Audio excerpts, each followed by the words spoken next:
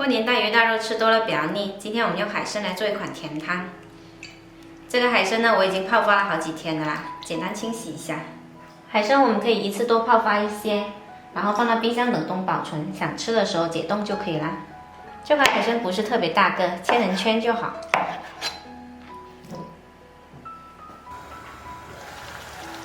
然后我们把海参来焯一下水，加入几片姜去腥。 焯煮1分钟就可以啦，把它捞出来，过一下冷水放着备用。再来准备一些红枣，剪去核，清洗干净。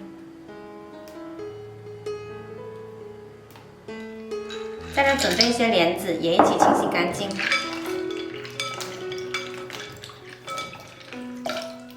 洗好了直接放到锅里，加入适量清水。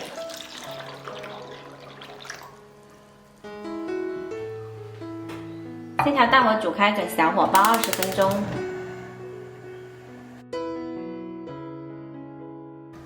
莲子煲了10分钟，我们来洗一把百合进来继续煲。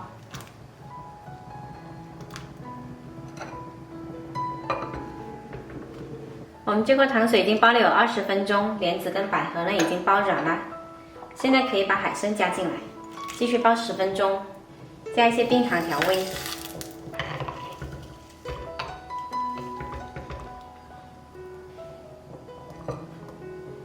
时间到，再来加少许枸杞，我们这锅甜汤就已经煲好啦。